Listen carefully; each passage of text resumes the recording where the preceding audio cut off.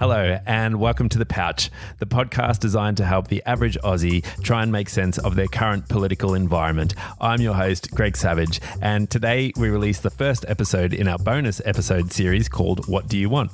A series which will focus on digging a bit deeper into what politicians or politically active groups would like to see changed or not changed about Australian society. Today, I head down to Circular Quay, where the activist group Uni Students for Climate Justice have organised a rally titled Make the Climate Criminals Pay. It should be noted here that the views expressed in this episode and any future episodes may not reflect my views or Jake's views, and that our goal here is just to present an honest discussion about what the focus group wants. The rally started with a series of chants proclaiming that Scott Morrison is a liar and that his lack of responses to climate change have had a direct impact on Australia's current bushfire crisis. Sweet, what's your name? Aiden, what brought you out here today, man? You've got a few signs on. You've got Get Woke, Loser, Kill Coal. That's right. Well, I mean, these losers really need to get woke. It's taken long enough. Literally, we're spending so much money subsidising fossil fuels. We're basically subsidising our own extinction, and we need people to get out there and talk about it. So which losers in particular are you talking about? Basically anyone who doesn't believe in climate change, like the politicians, the pundits, the non-believers, the losers. Can we walk and talk? Yeah, of course. Hey, how you going? What's your name? I'm good. My name's Benson. Hey, Spencer? Benson. Sorry, Benson. What's you out here today? We honestly, at this point, we're not asking for much. We're literally asking for participation. Because right now Australia's not even participating in the global discussion, using carryover credits to meet our climate obligations, which effectively means that until 2030 we don't have to cut emissions at all. It's absolutely pathetic. And in our country we're just beholden to media powers that be that are convincing a whole lot of Australians very effectively, so it seems that there's no way that we can move away from coal or fossil fuels when clearly that's not the case. So yeah. Do you think that the government is doing anything good at all, or do you think that it's entirely just a mess and the whole thing needs a big shakeover?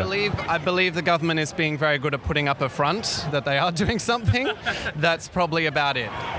So we are out the front now. The protesters have moved out the front of the AGL offices here in Sydney, and they're chanting that Scott Morrison is an arsonist. Hello, what's your name, sorry? Villa Yee. Hello, Villa Yee. It's lovely to meet you. Why are you here today?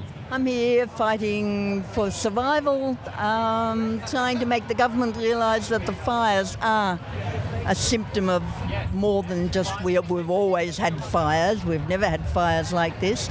Climate change is real. It means we need government change. We need serious change in our policies. It's capitalism, basically. Perpetual growth is a myth on a finite planet. All the things fall into place now anyway. So we're fighting the big rich companies. And so what sort of change do you want to see, particularly with the government, I suppose? What sort of change? Like if Scott Morrison woke up tomorrow and had a bit of an epiphany, what would that look like for you? Where can we start? Because we can't suddenly change the whole system. Over 20% of the population is employed in advertising. That's meant a lot of jobs losses. But we talk about the miners. We haven't got many miners anymore anyway. It's all machines. I've been around coal mines having a look, and there's 2 drivers in these huge trucks and lots of people on computers watching, telling them where to go. It's not much in the way of jobs, not really. We're walking across a road and they've held the traffic up a little bit. I feel a little bit guilty. We're now stopped in Martin Place in the middle of Sydney. Hey man, what's your name? Matt. Hey Matt, nice to meet you. What brought you out here today, Matt? Government's complete inaction on climate change. We don't have a single large-scale concentrated solar plant. We don't have any offshore wind. Oh, that's great. What's your name? I'm Matt as well. Matt? Yeah. Are you here for the same reasons, Matt? Why are you out here? Absolutely. I'm here to make and hopefully get Scott Morrison to declare a climate emergency. Do you think the government is, are you sort of satisfied with anything that the government is doing at all, or do you think that there's just complete inaction altogether? I think like at a city and state level, there are sort of small movements, but overall we need a drastic vision. We also need a federal sort of intervention. So they're not doing anything. They're too steeped in fossil fuels. There are countries that are doing it. We just don't know about it because, unfortunately, our media is also heavily swayed towards the liberal Murdoch conservative agenda. So you think people bear some of this responsibility as well to do their own research and figure things out? 100%. You're not going to get the truth from mainstream media. And as part of activism, you have to educate yourself, especially if people want to have these conversations. You want to be equipped. You want to know what you're talking about, have your evidence in a loving way, not in like, oh, I'm gonna put it over them, because I want what they want. I liaise with a lot of police officers at events as well because like I'm on their side as well. And there are renewables, there are solutions. We can make a green economy, but we just don't want to, And so, yes, it's up to us civilians. If the politicians aren't going to lead, then the people need to lead, and we need to create a mass movement and get more and more people involved. All right, well, thank you, Matt, and thank you, Matt. Yeah. Thank you so much.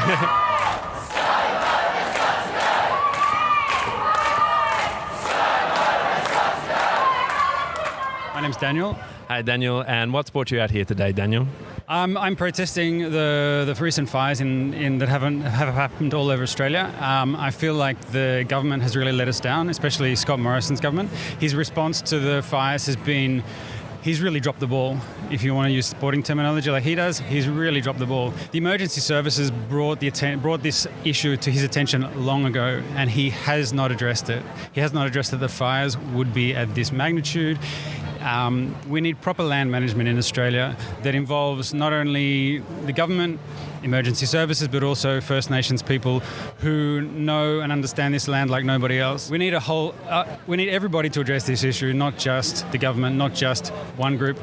All of us as Australia has to come together and address this issue in a way which means we can have clean air, which means we can have clean water, which means the environment we live in is safe and we don't have to be afraid of fires of this magnitude every summer. And what's your name?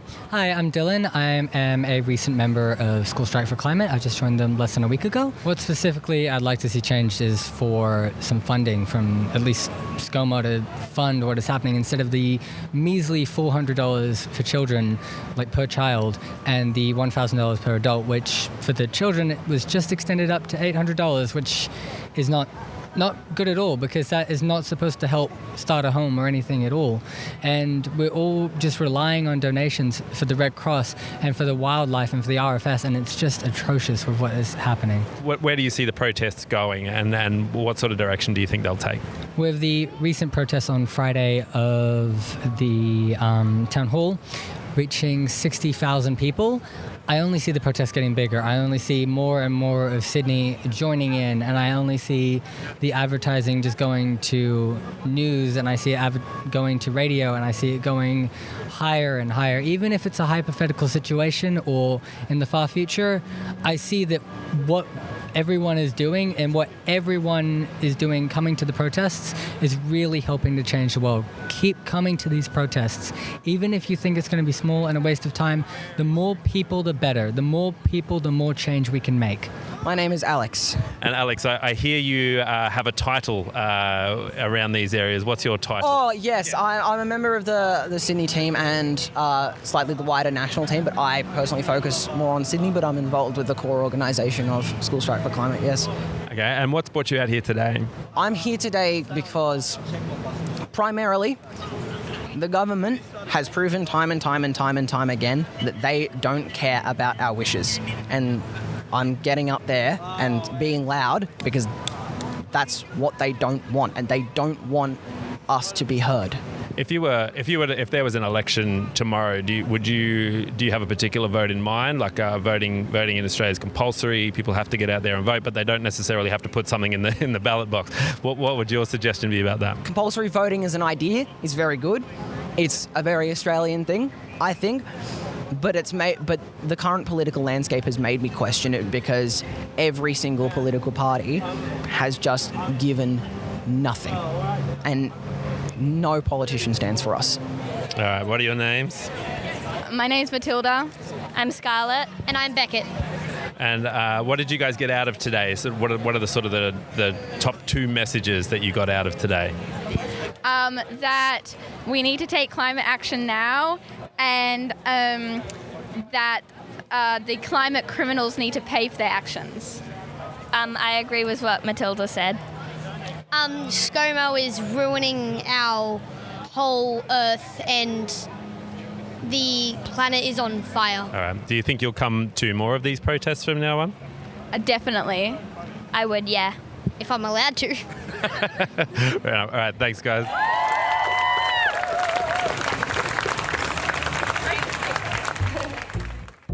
Thank you for listening to this bonus episode of The Pouch. If you enjoyed it, please subscribe and direct your friends to thepouchthepodcast.com, where they can listen by selecting their favourite podcast player. If you have any suggestions for groups you would like us to interview for these bonus episodes, please send us an email at thepouchpodcast@icloud.com. We look forward to seeing you on Sunday for our regularly scheduled program.